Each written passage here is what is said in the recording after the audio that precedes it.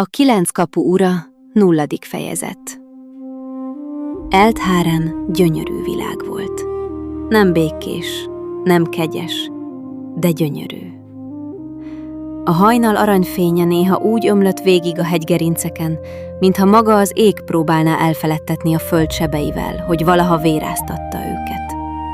A tavak felszínén kékes köd lebegett, a mély erdők gyökerei között ezüst színű gombák világítottak.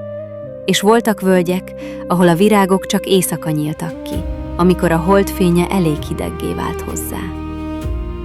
Eldhárenben a szépség sosem jelentett biztonságot. A legfényesebb mezők alatt régi csontok pihentek. A legtisztább források fölött elfeledett istenek neveit vésték a kövekbe. A legzöldebb erdőkben pedig olyan lények jártak, amelyeket az emberek csak akkor neveztek el, amikor már túl sokan haltak meg miattuk. Ez a világ nem egyetlen népé volt. Emberek építettek városokat a folyók partjára, kőből, vasból és makacsakaratból. Királyságaik gyakran emelkedtek magasra, de ugyanilyen gyakran omlottak vissza a sárba, mert az ember rövid életű volt, és mégis örökkévaló dolgokra vágyott. Elfek éltek az ősi erdők mélyén és a csillagfényes tornyok alatt. Nem minden elf volt bölcs, és nem minden ember volt kabzsi, de a régi dalok ritkán voltak igazságosak.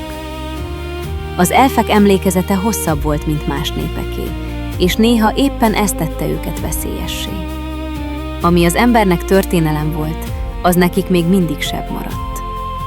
Félemberek lakták a vadabb vidékeket, a rengeteg peremét, a hegyi átjárókat és azokat a falvakat, amelyeket más népek túl közel építettek volna a sötéthez. Volt köztük farkasvérű, medvevérű és sok más, akikről a városi tudósok szerettek vitatkozni, de akiket a peremvidéken egyszerűbben neveztek, azok, akik hallják, amit más nem. Voltak törpék a hegyek alatt, akik nem csak fémet bányáztak, hanem a föld emlékeit is. Voltak tengerjáró népek, akik térképein több volt az üres folt, mint a biztos partvonal. És voltak sárkányvérűek is. Ritka, félve tisztelt vérvonalak, akiknek ereiben valami ősi maradvány izzott. Kevesen születtek közülük, még kevesebben értették, mit hordoznak magukban. Néhányuk szemében arany vagy kék fény csillant, ha mágia közelébe kerültek. Mások bőrén apró, pikkelyszerű mintázat jelent meg a kulcscsontnál, a karon vagy a szív fölött. Egyesek tüzet hívtak, mások vihart, megint mások csak túl sokáig éltek ahhoz, hogy az emberek kényelmesen nézzenek rájuk. A világ azonban nem csak népekből állt. Eldháren vadonjaiban szörnyek éltek. Nem mind gonoszak voltak. Némelyik csak éhes, némelyik ősi, némelyik olyan régi mágia maradványa, amelyet senki sem tudott visszazárni oda, ahonnan kiszabadult. A lápokban lidércfények táncoltak, és aki követte őket, néha egy másik évszakban tért vissza, ha visszatért egyáltalán. A hegyek között kőbőrű vadak törtek utat maguknak, a tengerek mélyén pedig akkora árnyékok úsztak, hogy a hajósok inkább isteneknek nevezték őket, mert szörnynek túl nagyok voltak. A kazamaták még ezeknél is rosszabbak voltak. Eldháren földje tele volt elfeledett kapukkal, lezárt mélységekkel, régi szentélyekkel és olyan romokkal, amelyeket senki sem épített, legalábbis senki olyan, akinek a neve fennmaradt volna. Egyes kazamaták kőből voltak, mások gyökerekből, üvegből, csontból, vagy olyan fekete anyagból, amely nem verte vissza a fényt. A tudósok szerint ezek régi civilizációk maradványai voltak, a papok szerint büntetések, a kalandorok szerint lehetőségek, a túlélők szerint sírok. Mindegyiküknek igaza volt egy kicsit. Voltak kazamaták, amelyek arannyal csalogattak. Voltak, amelyek gyógyíthatatlan betegségekre ígértek választ. Mások nem ígértek semmit, csak megjelentek egy erdő mélyén, egy hegyoldalban, vagy egy kiszáradt tómeder alatt, mintha a világ maga nyitotta volna fel a bőrét. És Eldhárennek több arca volt. Novénia fényesebb kontinens volt, nem hibátlan, de rendezettebb. Ott a humanoid népek már régen megtanulták, hogy a vérvonal nem ítélet. Emberek, elfek, félemberek és más fajok együtt építettek iskolákat, könyvtárakat, gyógyítóházakat és olyan városokat, ahol a tudás nem fegyver volt, hanem örökség. Aki Novéniában született, gyakran úgy nőtt fel, hogy a békét természetesnek hitte. Aki Noktunban született, az tudta, hogy a békét minden reggel újra ki kell érdemelni. Noktun sötétebb kontinens volt, vadabb, zárkózottabb, sebzettebb. Hegyei élesebbek voltak, erdei mélyebbek, falvai makacsabbak. Itt a régi gyűlöletek lassabban haltak, és a múlt nem könyvekben élt tovább, hanem határokban, hallgatásokban, tekintetekben. Noktunon az emberek megtanulták, hogy az erdő nem csak fa, a köd nem csak víz, a csend pedig sosem üres. A kontinens peremén falvak kapaszkodtak a vadonba. Kémény füstjük vékony fonalként szállt az ég felé, mintha jelezni akarnák, még élünk. A házakat újra és újra kijavították, a kerítéseket megerősítették, a kutakat sóval védték, a gyermekeket pedig hamarabb tanították meg felismerni a szörnyek hangját, mint a régi királyok nevét. Noktun neve nem volt mindig Noktun. Régen 2 név állt egymással szemben a térképeken. Noktár, az emberek kemény, vasba és kőbe kapaszkodó királysága. És Eredún, az elfek ősi földje, ahol az erdők nem csupán nőttek, hanem emlékeztek is.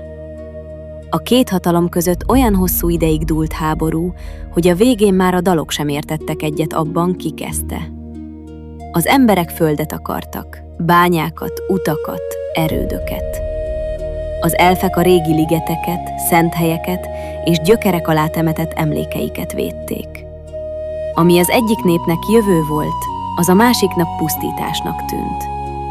A háború nemzedékeket nyelt el. Aztán jött Eredrán. Fiatal volt még, amikor felismerte, hogy apja nem a népéért harcol, hanem azért, amit birtokolni akart. Eredrán kardja gyors volt, és a villám úgy tört elő körülötte, mintha maga az ég is hallgatna rá. De nem ezt tette nagyjá, hanem az, hogy nem győzni akart. Véget vetni akart nép szenvedésének. Nem térdre kényszerítette Eredunt, és nem tagadta meg Noktárt. Ehelyett kimondta azt, amit előtte egyik oldal sem mert, hogy 2 vérrel áztatott földből nem lehet jövőt építeni, ha mindkettő csak a másik sírját akarja látni. Így született meg Noktun. Nem tiszta békéből, nem felejtésből, hanem kényszerből, bátorságból, szégyenből és reményből. Eredrán egyesítette Noktárt és Eredunt, de a föld nem lett azonnal békés. A határok eltűnhettek a térképről, de az emberek emlékezetéből lassabban koptak ki. Voltak falvak, ahol az új név csak új zászlót jelentett. Voltak erdők, ahol az elfek még sokáig idegenként figyelték az emberi lépteket. És voltak utak, amelyeken a kereskedők együtt jártak, miközben apáik talán még egymás ellen emeltek kardot. Noktun ezért lett olyan, amilyen. Nem egyszerű kontinens, hanem összevart seb. De még Noktun sem volt a legsötétebb név Eldhárén térképein. Voltak helyek, amelyeket nem rajzoltak pontosan. Régiók, amelyekről a térképkészítők inkább üres foltot hagytak. Tiltott földek, régi árnyak, lezárt határok. A világ szélén vagy mélyén, attól függően kit kérdeztek, létezett egy név, amelyet nem szívesen mondtak ki. Nyiktérosz. Egyesek szerint ország volt, mások szerint Rom. Megint mások szerint nem is hely, hanem valami, ami a világ alatt lélegzik. A legtöbb ember nem hitt benne. Ez általában nem számított. Eldhárénben ugyanis sok minden létezett attól függetlenül, hogy hittek-e benne. Sárkányról is beszéltek a régi dalok. Nem sárkányokról. Egyetlen sárkányról. A történetek nem értettek egyet abban, hol pihen. Egyesek szerint jég alatt, mások szerint hegyek gyomrában. Voltak, akik úgy tartották, már régen meghalt, csak a neve maradt fenn. Mások azt mondták, ha egy ilyen lény valóban eltűnne a világból, Eldhárénegén másképp járnának a csillagok. Akik bölcsebbek voltak, nem vitatkoztak róla. Csak lehalkították a hangjukat, amikor szóba került. Mert Elthárán gyönyörű világ volt. Tele népekkel, amelyek próbáltak élni. Tele vadonokkal, amelyek nem akarták, hogy birtokolják őket. Tele szörnyekkel, amelyek nem mindig voltak olyan egyszerűek, mint a mesékben. Tele kazamatákkal, amelyek mélyén a múlt még mindig nyitott szemmel feküdt. És tele történetekkel, amelyek még nem kezdődtek el. Noktum peremvidékén, a fenyves sötét ölelésében 2 kis település állt egymástól nem messze. Az egyik neve Hollóvég volt, a másiké Vares. Azon az éjszakán még egyik sem tudta, hogy Elthárán régi világa éppen feléjük fordítja tekintetét.